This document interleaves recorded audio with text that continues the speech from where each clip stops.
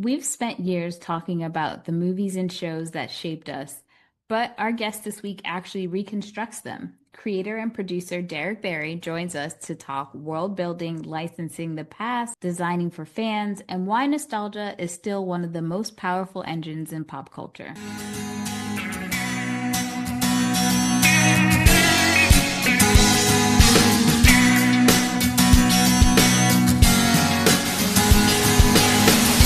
Welcome to the No More Late Fees podcast. I'm Danielle. And I'm Jackie, and we're just two best friends and ex-Blockbuster employees rewatching some of the best and worst movies from the late 90s and early 2000s. This week on the No More Late Fees podcast, Danielle and I are thrilled to welcome someone who has been bringing our childhood nostalgia to life. From the Saved by the Bell pop-up to the Askew-universe movies and more, he's built immersive worlds for fans to step inside their favorite shows and movies. Basically, he's made the childhood we imagined into actual real estate. Please welcome creator, producer, and immersive experience designer Derek Barry to the podcast. So, before we get into all the iconic bills, can you take us back a little bit? What was the very first seed of the idea that turned into recreating these pop culture spaces? For sure. So in 2016, I'm trying to think the exact year, but 2016, was looking around online. I was doing a lot of like 90s and 80s parties already in Chicago at a bar that I was working at. And so like we would do, I just like, you name it. We did like the Baywatch Bash, and we did, Hey Dude, Olympics, like just like the funniest stuff. And it was really just like 90s parties, and everyone would come dressed up, and we'd have like hilarious jello shots named after characters and stuff. And after a while, the lines were like so big every week that we did it twice a month. The lines were so big, we were like, how do we scale this? Like, how do we make this even bigger? This feels like it's a business at this point, not just like a party. And Right. so I started thinking, I was working at a music venue at the time and at a bar. And the bar was packed out, and I was telling the music venue, I'm doing these nights at this bar, and they're packed out. There's 500-600 people every time. And, I think we could come over here and do like a prom. And so the original idea was to do like this Bayside prom, because I love Saved by the Bell. It's always been my favorite show. And I was like, we'll do a prom. That's the scaling of it. And so we started to look at the finances, and like I had no money. Like we were like, wait, you have to rent a venue? Like I didn't understand. The bar would just give us bar nights. We can't just do a night here. And it really like we paused on it. And so I really was just like, what is the idea? Like how can I ever think of something it'll come to? Like just perfect timing. I saw an old mentor of mine, and he was closing down a restaurant, and it was like, I have this location, and if you want to do any of your like 90s parties there, DJ nights, let me know. I heard they're really successful. I'm like, all right, cool, let's do it. So we start planning a 90s night and everything. And my wife is like, instead of doing like the parties there and stuff, what if you just did something bigger? And it like clicked instantly. And I was like, we could do one of those things. We could like do a 90s thing. We could do a 90s restaurant. We could do Saved by the Max. Wait, we could do Saved by the Bell. And it was like very much came together super fast.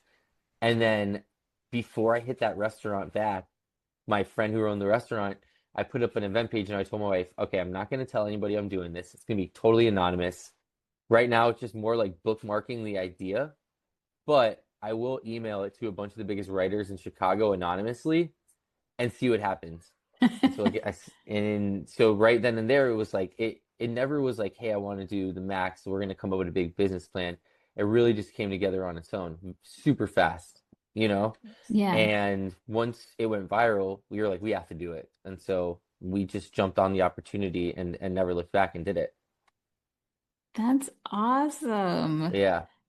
Oh man. And how did the connection with bucket listers start to form? So the way I know bucket listers is a lot of my pop-ups when I had my own company with Save by the Max, Good Burger, Breaking Bad. We'd done a lot of them. We'd always hit like a peak where like the initial interest like fizzles out, and you're like, all right, I need to get scrappy. I need to like, how do I get people in here who haven't found out about it? Like I've done everything I can. And so I always use bucket listers for a marketing push for a very long time. And they would always move like so many tickets, like help come up with really good content and stuff. And this was like before people were like using the word, I feel like content and creators and influencers, like they were like, yeah, we'll help you come up with like a look. And so I always loved them. The owner, Andy, was super cool. And when my company, I had a restaurant and we'd flip all those pop-ups I named were in one restaurant, one after the other. We would just, it was kind of like the rotating pop-up space in Hollywood. Yeah. COVID ended that and I kind of shuffled around a little bit. I went to work for Kevin Smith from Jane Silent Bob. Him and I did like a touring pop-up for all of COVID. It was crazy and it's amazing. And he's like a great friend of mine now.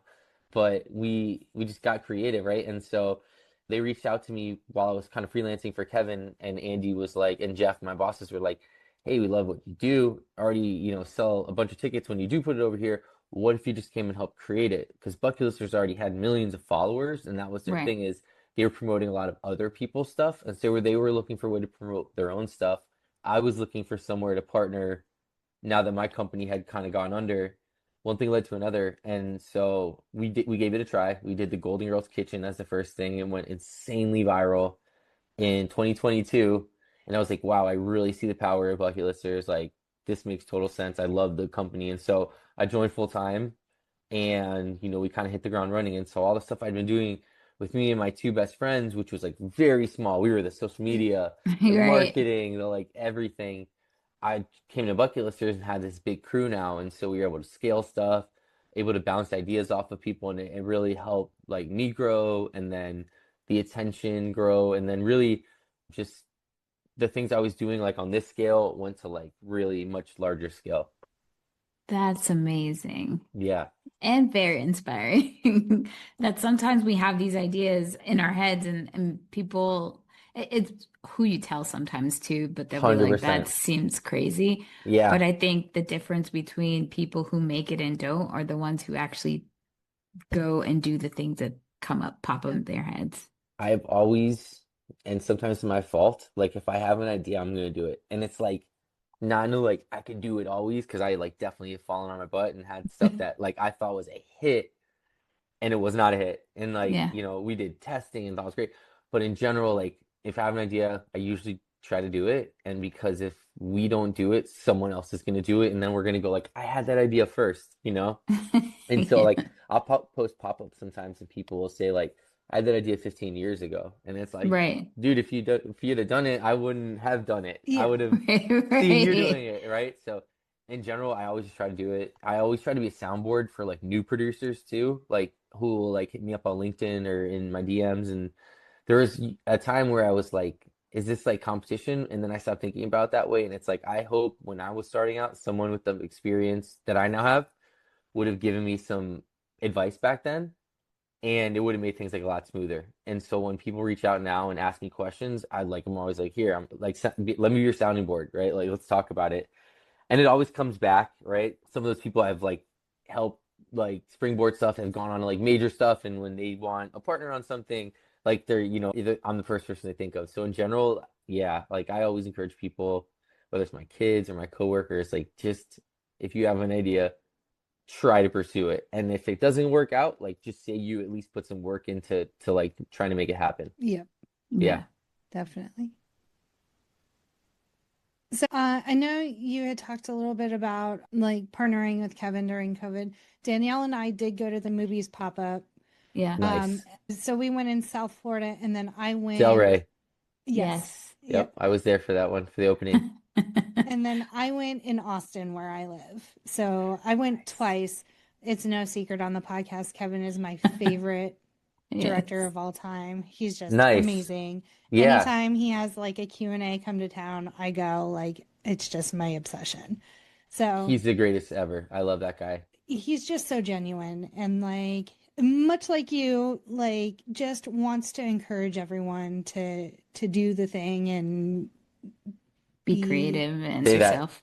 And he was great. And Mooby's was like, honestly, I learned so much and how to do like things really nimble because like during Mhm. COVID, there was no like fabricators around. There was like you had to do a walkthrough method, and like in Austin, you there was so much like taking over a music venue and trying to make it feel like a restaurant. But like there was so many key learnings, and just in general, it was just amazing to like produce anything when everyone was just bummed at everything at that time. There Yeah. was nothing Yeah. going on.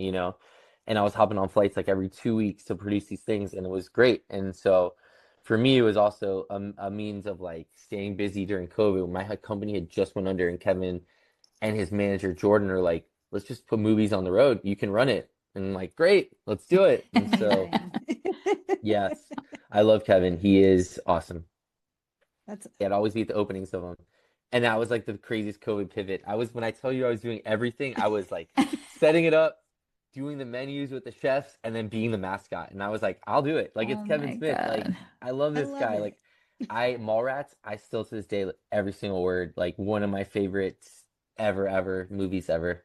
Kevin We've Smith's story, really quick about him, is we were wrapping up in Del Rey, actually, and his manager, Jordan, texts me and says, like, hey, I have a random one for you. Can you come to New Jersey in the next 48 hours? And I'm like, what's going on? She's like, we got to close down Quick Stop for filming of Movies 3, and we wanted you to do like a Quick Stop pop-up in the back alley. And I'm like, all right, cool, like sounds great. Nice. oh, And they're like, and side note to that, we're gonna have you be the manager of movies in part 3. And I'm like, me? Like, I'm not an actor though. Like, I wouldn't know the first thing. And they're like, don't care. Kevin wants his friends in it, so just come. And so it put me in the movie. I have a whole scene like where I'm like dancing with Jay and Silent Bob, and it's like a dream come true. And like that's kind of just like, yeah, the coolest part of even producing pop-ups and stuff like that is like finding myself in those crazy situations around people who I like, I'm huge fans of theirs to this day. That's amazing. now I gotta go Yeah. back and rewatch Clerks 3. Yeah. Yeah, you'll have to do it. And say, there he goes. There's Derek. Oh There he man. is. So we probably saw you in the movie's costume. Yep. Now we probably spotted you on the screen and didn't realize it. Yeah. You're just I have everywhere. found myself in these most random situations just out of like these pop-ups, right? And they've just Yeah. opened up funny stories. I did like an episode with Dancing with the Stars with Kel Mitchell, Uh-huh. when we did the Good Burger pop-up, and it was just like I was at the restaurant cleaning up and they needed someone to be the guy on film, and I'm like, sure. And so it's been great. And he's another one, like Kel has just been like, he's those guys, they say like don't meet your idols, but like those guys, both of them are the coolest ever, super Aw. supportive to this day. Couldn't be more fun to work with. Kel and I did a Kel's Burger Fest in Brooklyn like 3-4 months ago, Oh, I remember that. and it was a hit, and he was great, and we were partnered on it. And so he's like amazing. He met everybody there, and it's just like one of the best humans ever to work with. I That's love to hear awesome. stories like that because Yeah. you hear so many times about like People not being people. nice. Yeah. 100%. Yep. And I've seen that side too, and like you always remember the awesome people, and you Yeah. always want to be around them and support them. And so yeah, like all the different pop-ups we've done, I always think about the people who've come in and they shock you. It's just like how cool they are, how supportive they are of these things. But yeah, it's been really great. I found my lane with these themed pop-ups, and like that's exactly where I love being. Like everyone's always, what if you did this thing? And I'm like, it sounds too cool. It sounds too relevant. Like I'm a 90s Y2K. Put me in that lane, I'm crushing it. The brand new Exactly. stuff, if that's one season in, I'm like, I don't know anything about it. Yeah. Don't ask me what music is what Nope, movies no. are out. I Asked me don't. about 30 years ago, and I'm good. And that's kind of like how we plan our pop-ups too, is like, so Yeah. when we are thinking through, like, how do you figure out a pop-up? People are always, of course, have a million ideas. And some of like the new relevant stuff, like the Stranger Things of the world, to me, it's almost nostalgic now because it's been on air for, over 10 Yeah, 10 years, right? years. So it does have a nostalgia factor. But when people are coming up with ideas of very new stuff, I could see it working. But the reason I think like my specific ones do so well, or knock on wood, do well, is because it just like sparks something in you. Like you Yes. remember that time that you were watching the Golden Girls, or that you did Welcome to Good Burger, Home of the Good Burger with your friends 10 times over. Like certain things, like they come out of you at these pop-ups, and like you don't have to be too cool to go there. Like in fact, we encourage you to be cheesy and sing along with all the music that's Yeah. being played. And when people come dressed up, we want that. So like when we're planning pop-ups, it really is like, does it have like really memorable scenes? Does it have like very memorable quotes that if I saw it on the Yes. menu, it's not just like the Zach Morris burger, but instead it's like it's really thought out. Like the AC Yeah. sliders. People are like, Ugh. oh, love that. Oh, And so, the onion rings, the one ring to rule them all. oh yeah, Like yep. top tier. Yeah, that menu is very fun to name. I remember sending it to Kevin and he was like, "This is good stuff. Like we don't need to change a lot here." But like to me, those are the things, right? Like you all like you when you read that on the menu, you're like, "Oh yeah, Yes. they didn't miss anything." And like to me, it requires a level of like nostalgia. I've watched it many times over, the 10 plus years to evoke that. So yeah, I when I'm planning anything, I like when I talk to studios and they're like, all right, we'll send you our IP list. I'm like, send me the nostalgia one first. Like, don't send Yes. me what just did well on Netflix on season one. Send me like what you just picked up on syndication and you're hoping, X, Y, and Z. So Right.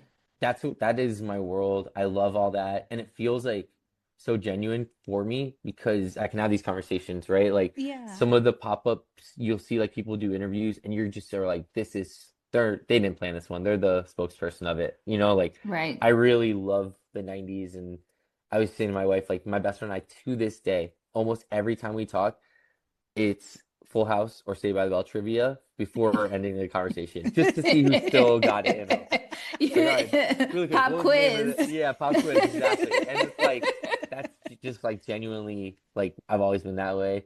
Even more so now, you know what I mean? Like Yeah. rewatching all the fun stuff we're on like a Survivor pop-up when everyone's like, Survivor, that seems relevant. It's so nostalgic. Like Yes. it's It's on been season 50. yeah, it's been on for so long. 25 years. Yeah. So it's crazy and people actually look at that and know like lines of it like they would say Right. by the Bell or Good Hmm. Burger. And so for me that's another one that I love because when people come they're like coming with their parents and their family and they're like I watched this growing up and I did, and so we love to evoke all that core memories, Blockbuster, you know what I mean? Like people love that. Even when we first had it, we're just like, we'll just set up like bar seats, and we're like, we got to think into another level. Like, what did you like about Blockbuster? Hmm. And so, Right. thinking one level deeper into it.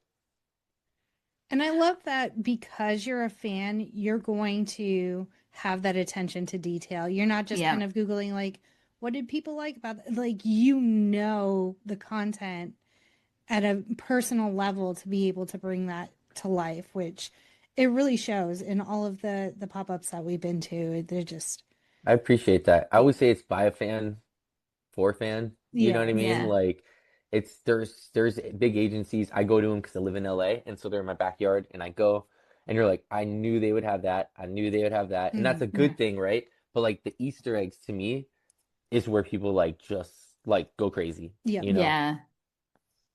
I I think that's why I used to love going to Universal Studios or Disney growing up because they would have those details and just my imagination of being so consumed by the media and being obsessed with wanting to live in that.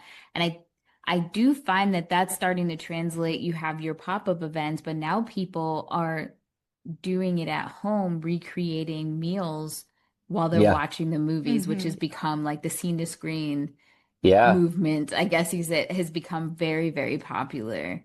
Would you do something similar to that? Because I think your pop-ups now are people coming in dining, but not a fully immersive with the watching the movie and having things come out on that kind of schedule.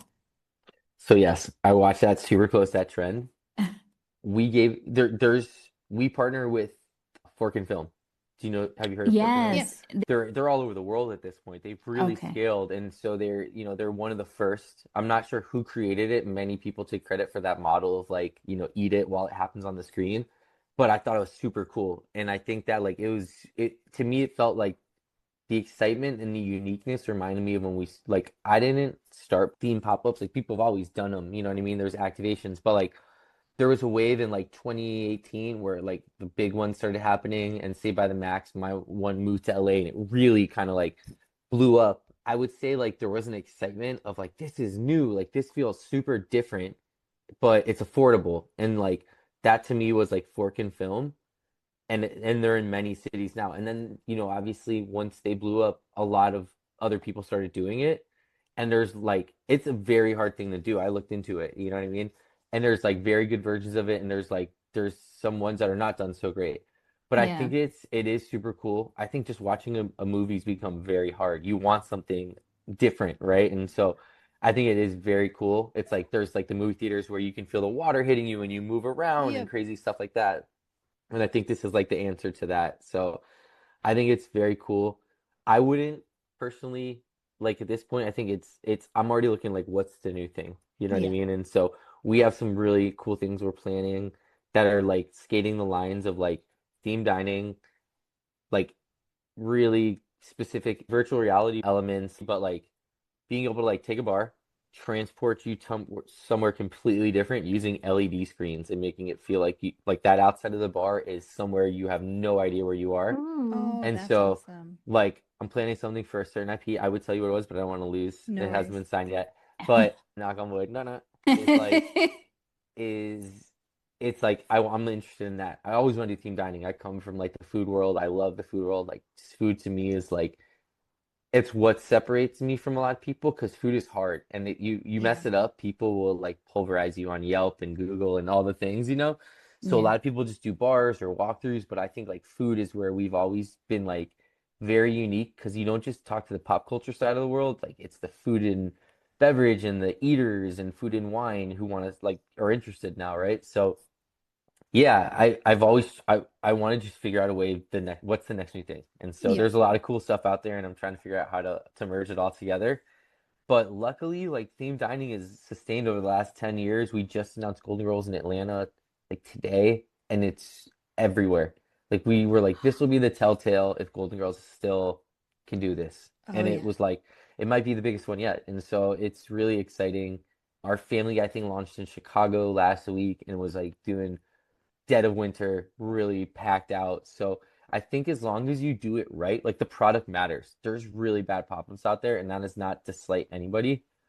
But like sometimes I think people see a pop-up and go like, I could do that. Yeah. And they could, right? They don't go get it licensed because when you get it licensed through the studio, they don't let you get a cardboard cutout. They don't let you just name the menu some cute names and call it like Hmm. the Golden Girls pop-up. There's like major investment. There's months of approval. Sometimes I'm like, I wish I could do this unofficial because it's so hard to get this done. Like, Right. but there's a lot of people out there who just do it and they don't get shut down and they do it unofficially and it really like tarnishes not only like the IP but for people like myself we get compared to those things unfortunately. When I was in Yeah. Chicago, people were asking me like what do you think of this experience, and that experience isn't the same as this, and I was like I like to think we're like fully immersive. We've spent like a lot of money building this out, like training teams, months of development with Seth MacFarlane for like we can't do anything unless he says yes. Like Right. I'm Right. telling you, we've actually had to wait weeks at a time to put something on sale. Didn't know if it was going to happen because it's his team to just say yes. And we knew it was a yes, but we had to wait. And so I think that separates us, but there is a lot of like not great stuff out there, and it's very hard sometimes to like not get eaten up in that. So it's a constant reminder of like we need to just be like thinking of new things and just like changing the wheel, but also while we're doing things like not cutting any corners because there's times where I love to do a cardboard cutout. It would cost so much less Yeah. than building a 3D model that you have to get sent out and it's all the things. So yeah, but to me, my name is on the line. Like I just always want to make sure it's the best product, and Bucky Lister's name's on the line. So yeah. Well, you've been doing a great job. Yeah. Jackie and I were like, oh wait, we've been to us now realizing as you're on the show that we've been to multiple That's so awesome. pop-ups. So, what has been like the most unexpected, difficult part of creating these experiences? Hmm. Like permits, IP rights, budgets, Yeah, funding. no, all of them. Those are all those three. Wow. I mean, it'd be a toss-up between this. I think like Bucket Listers, for example, has a really good team, finance team. So like budgets don't really worry me. Obviously, like there's risk in it and things of that nature. But I think there's a lot of just risk versus reward in the sense of, it's a business, right? And sometimes you want to be able to do things on a cheaper dollar and then it could be easier on the front side and people see through it. So like producing high-end pop-ups and doing it where you only are open for 3 or 4 months is very difficult because it is like you said, you're pulling permits, you're signing agreements, you're hiring freelancers, there's capital investment, there's so much going into it.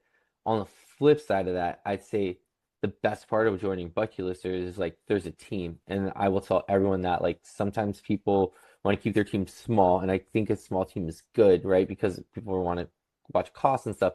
But to me, to do these things right, you have to look at every side of it, and it really is like staffing up the right restaurant manager to go hire and train. And so, yeah, I think the hardest thing is just the process of like opening restaurants. Because opening one restaurant in your life is really hard. Yeah, I can We imagine. opened up like probably 20 of them a year Wow. and back Yeah. to back, sometimes some at the same time. And they're full restaurant openings from making it look like that to a new menu to training to setting up, influencer nights in that city and everything and accounts. And so it's a lot. And I think just having the right team has gotten to be very helpful over time. Yeah, Yeah. 100%. So, do you feel like there's a shift from nostalgia that feels like escapism to more like a community building?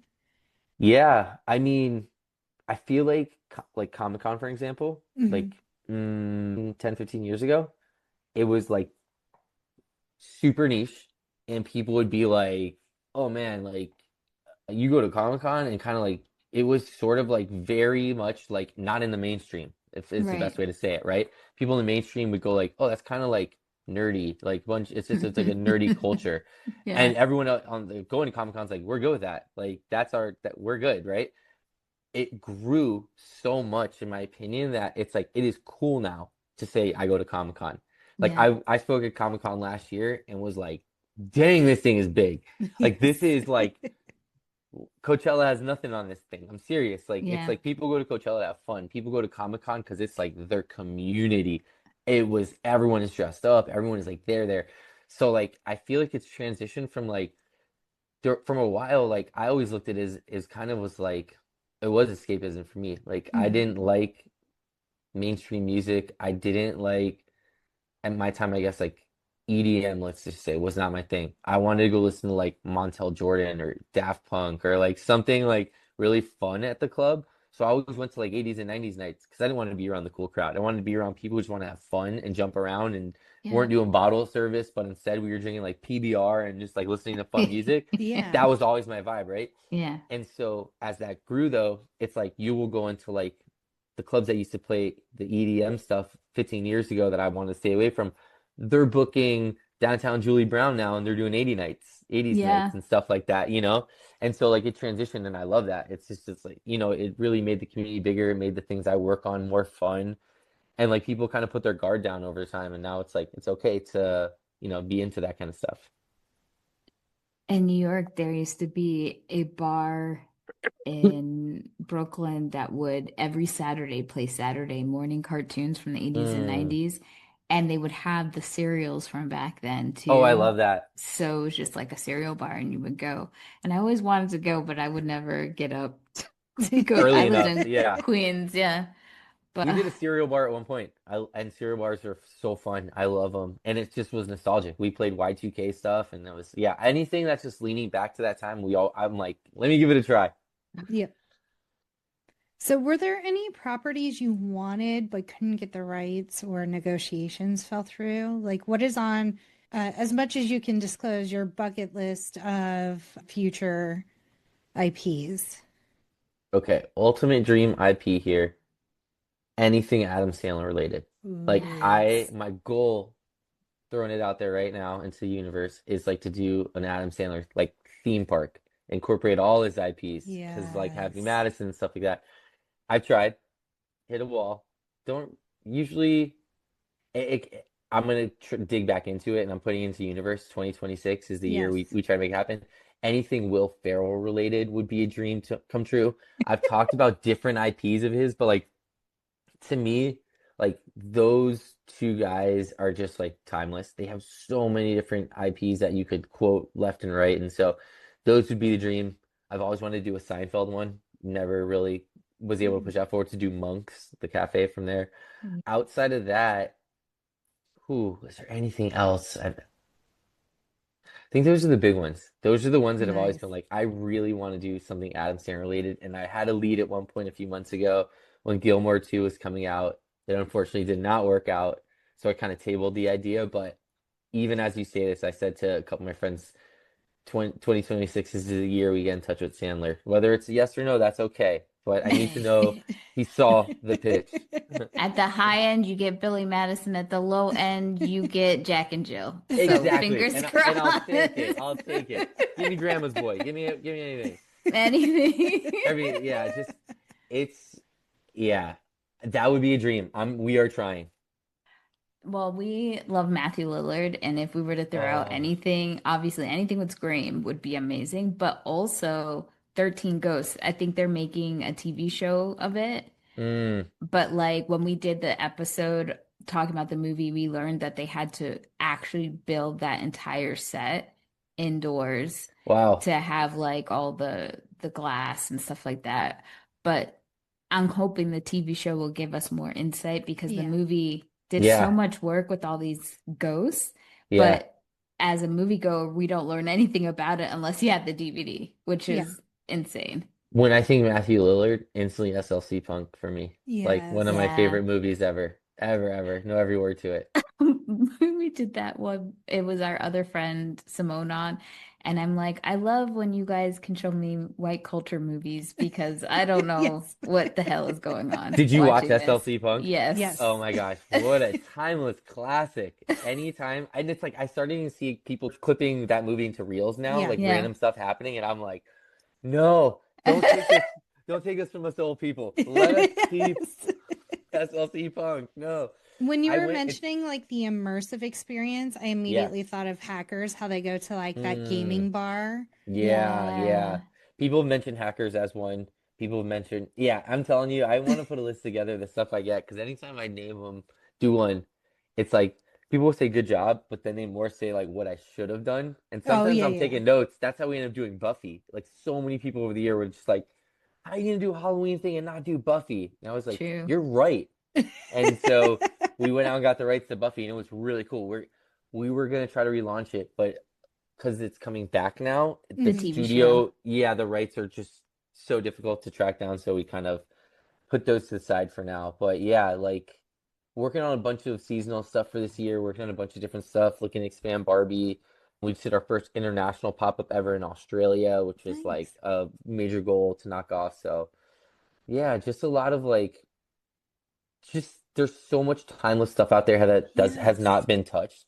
Where like people are always like, what's new? It's like I'm not looking what's new. I'm just thinking like what haven't we thought about? You know what I mean? Like Right. when are we doing something for Coming to America? When are we doing something for, Yeah. just thinking through all the different, there's Yeah. so many that people would go crazy for. I was thinking like Dumb and Dumber. There's even just like the scene with the hot dogs. You could do a hot dog pop-up for Yeah. six weeks Yeah. because Dumb and Dumber is such an iconic movie.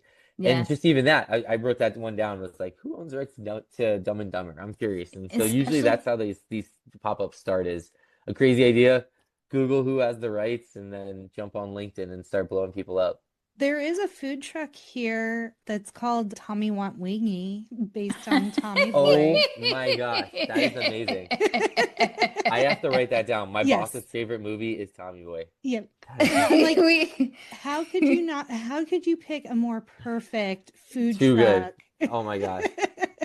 I don't have words for that one. Yeah. I just wrote that down. My boss is gonna Yeah. go crazy. Yeah. I'm already know when I'm going to Austin where I'm gonna eat. Even if food's Absolutely. not good, I'm going. Yeah. I've never had it. I don't actually like wings, but Yeah. I'm like, every time I walk by, I'm like, if I did, That's I where would I'd be have going. Yeah. immediately stopped. I will fall for anything nostalgic like that. I was in Vegas. I walked by the Chef, the Jon Favreau movie, like Yes. food truck, Yes. and I'm like, I know the food's not good, but I'm gonna have it just because Yeah. it's branded like that. And so I went in there, got a taco, got churros, and I was like, all right, cool. Like I had to do it. Yeah. So yeah, The truck was going around when the movie first came out. I yeah, was trying yeah. to get to it so bad. I missed it. So Luckily, I sad. caught it in Austin or in Vegas. It was right across from our Mariah Carey pop up at the MGM. Oh, that's Ooh. awesome. Yeah, Yeah, we just did the Mighty Ducks trilogy on the podcast, and Yeah. amazing. like all I did was buy jerseys for us. And like we were living our best lives with our favorite player jersey. Yeah, greatest trilogy ever. Oh, Oh, so Yes. good. the one where Agreed. they're in LA. Second one. Yeah, Yeah. I always am like driving around downtown. I'm like, that's the scene where they're playing outside. And I look it up and I'm like, no, it's like total opposite of the town. But like Just a random once a parking month I lot. will do that. I'm like, that is 100% when they're playing outdoor with the gates around them. I Yeah. know this scene and I look it up. I'm like, No. all right, wrong neighborhood. But yeah, I love that movie so much. It's so good. Fulton Reed, most underrated character to ever exist. Love that I guy. love a Bash brother. Yep. I always thought could be the third Bash brother. Then I Yeah. realized it's like it's way too small, not gonna happen. Well, Kenny Wu was the third and he was small. Fair, yeah. Oh my, I think I know what I'm watching with my kids this weekend. Yes. We just did Little Rascals recently, and my gosh, that is a timeless classic. I'm watching with my kids, and I'm just like, a writing for that is just amazing. Yeah. Yeah, I will like only Directing watch those. children. Just your entire Wasn't cast that is Spielberg's children. movie? Didn't he produce that one? I think he did. I don't know, did he? I can look it up. The fact that there's just like so many just like random banger jokes in there too that these kids deliver, you're just like, Yes. because I'm watching like new stuff with my kids all the time, and I'm like, all right, it's fine. And then we watch one of these old school ones, and I'm like, this is good. And I'm sure that's why my parents were looking at movies they were trying to show me growing up, and I'm just They like, didn't oh, look at anything. They were like, go ahead, watch it. yeah. Because my friend thought, oh, I'm going to be such a niche mom. I'm going to show them All Dogs Go to Heaven. She said, girl, I don't know what they were letting us watch in the 90s. I said, absolutely everything and anything. My favorite 90s anything film to this day, and like I've always prayed they never try to remake it, and I know they couldn't, is Airborne. It's like the greatest movie Oh to my ever exist. God. So good. I Okay. wanted to do like some kind of skate pop-up, some kind of something, but I mean like I'm sure the rights are super interesting to track down. Yeah. Yeah. But to this day, if I come across a reel and it's anything to do with that movie, I'm like locked in, watching it, like let's go. I really like that. I remember wanting to see that movie because the main guy was in this like teen soap opera called Swan's Crossing with Right. Sarah Michelle Gellar. Yeah, right. And I was like, yeah, I'll eat this up. I don't know what rollerblading. Yeah. I don't know Jack nothing about Black that. was in it. Yeah. Yes. Seth Seth Green. Green, yeah. Yeah.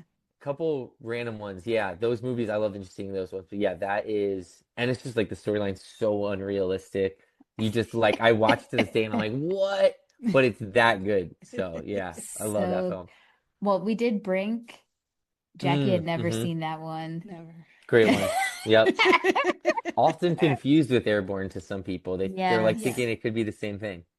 No, not in the slightest. No. But I'm glad you brought up your favorite movie because we do like to ask people who join us as if you were working at Blockbuster to be a Blockbuster employee and pick 3 movies that you would do as your employee picks that would be on the wall.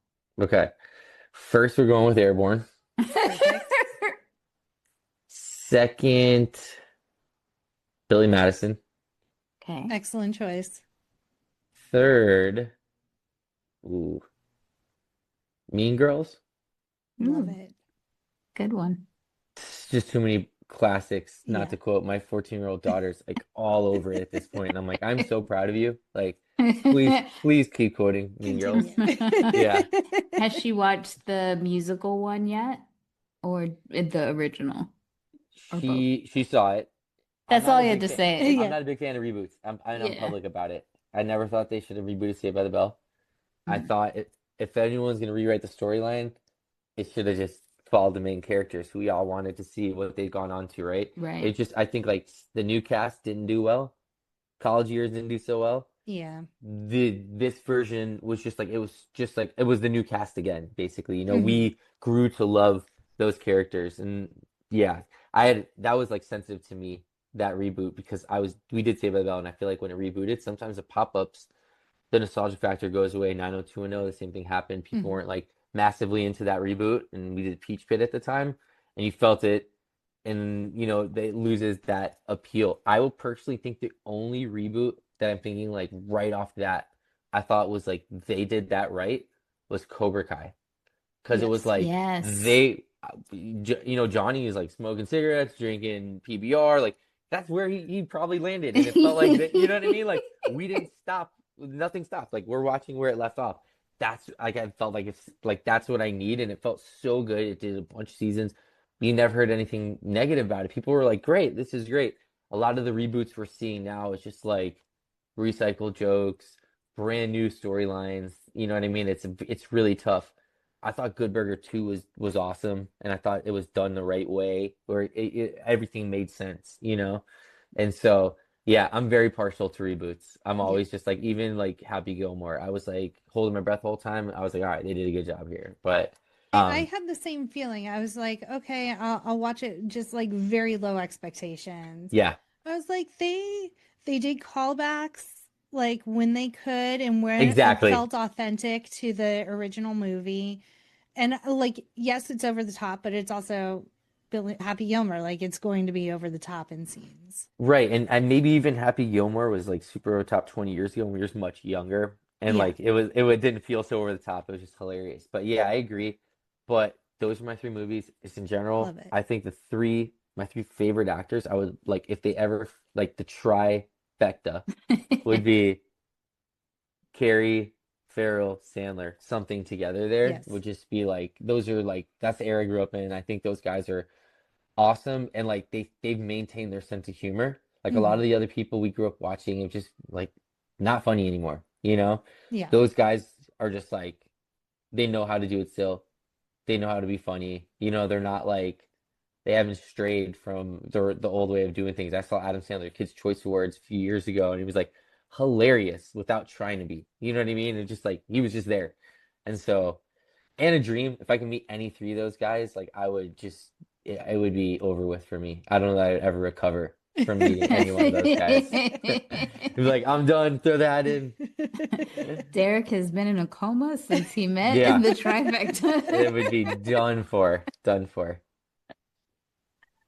Well, we really appreciate you coming on and Of taking the course. time. No, it was so nice talking with you guys and really appreciate you reaching out. It was super awesome. We Well, appreciate we you. appreciate you. Yeah. Yeah. Of Thank course. you. If you love this interview and want more, make sure you hit us up at No More Late Fees on Instagram, Facebook, TikTok, Twitter, Blue Sky. And as always, be kind and rewind.